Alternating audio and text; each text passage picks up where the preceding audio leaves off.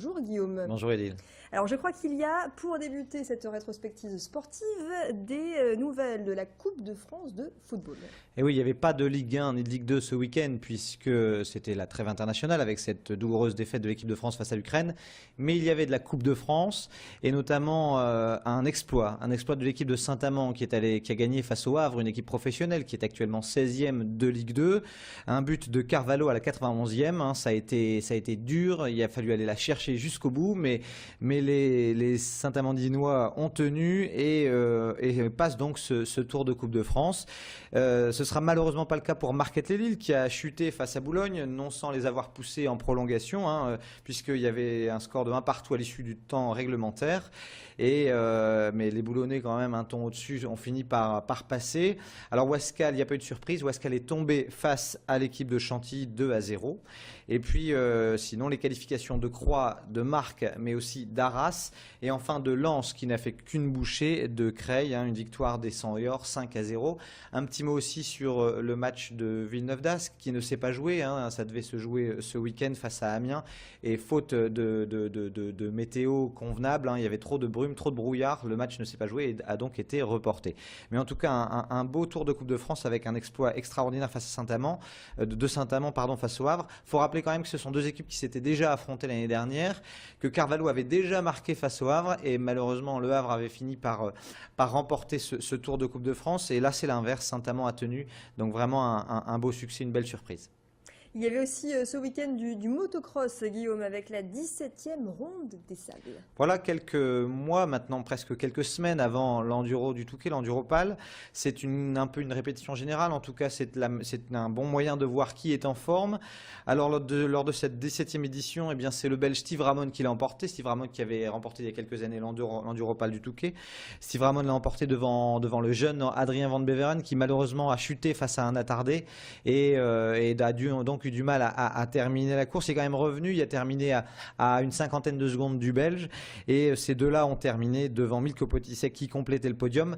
Jean-Claude Mousset a rapidement chuté dans cette course et puis a préféré abandonner. Il commençait à revenir mais pas suffisamment pour jouer les premiers rôles, donc raisonnablement Jean-Claude Mousset a laissé tomber pour cette 17e édition. Et une belle victoire donc du Belge Steve Ramon avec qui donc il faudra compter certainement lors du prochain enduro du Touquet. En rugby, le LMR, le Lille Métropole Rugby, se déplaçait à Saint-Nazaire. Oui, le LMR qui était un petit peu en proie au doute, parce qu'ils avaient fait une belle victoire face à Vannes, mais ils avaient concédé un match nul face à Cognac dans un match qu'ils auraient normalement pu largement remporter. Alors là, ils se sont un petit peu refait une santé, hein, ils n'étaient pas au complet, mais Saint-Nazaire, j'ai envie de dire, l'était encore moins. Et au-delà de ses absences, c'était un match très sérieux, un match complet des Lillois, une victoire 24-10.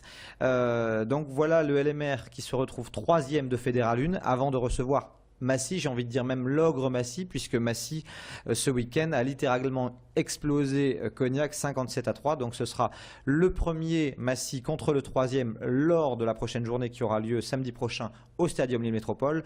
On attend du monde, du public pour soutenir les Lillois qui en auront grand besoin face un petit peu à l'épouvantail de la poule. Et puis un trail également ce week-end avec 1430 joueurs qui étaient au départ. Oui, le trail extrême lillois, hein, organisé par Éric Morel. Une belle épreuve, malgré une météo un peu difficile. Il y avait quand même, vous le disiez, 1430 coureurs au départ. Une victoire assez facile de Stéphane Carlier sur l'épreuve Rennes, le 45 km.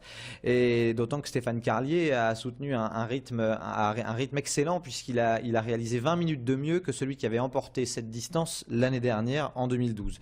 Donc une belle victoire de Stéphane Carlier et puis un succès qui ne se dément pas pour un trail qui a du mal chaque année à boucler le budget. Donc félicitations à Éric Morel pour cette belle édition.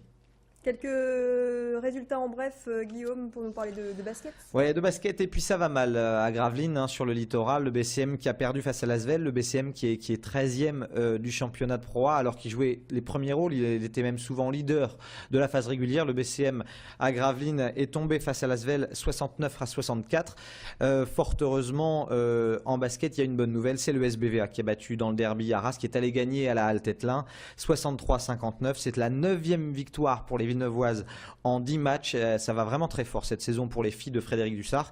Et puis encore un mot de Pro B pour dire que Lille est tombée face à Boulogne en Pro B, mais que Orchy est passé devant Poitiers ce week-end.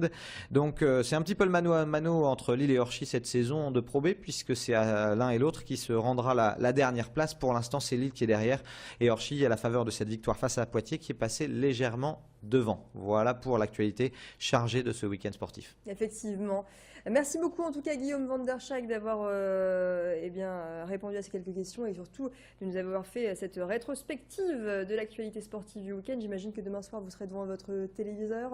Oui, France-Ukraine. On espère l'exploit, mais c'est pas gagné. On croise les doigts en tout cas. Merci beaucoup, très bonne journée. Tout de suite l'infotrafic et puis les prévisions météo. Restez avec nous.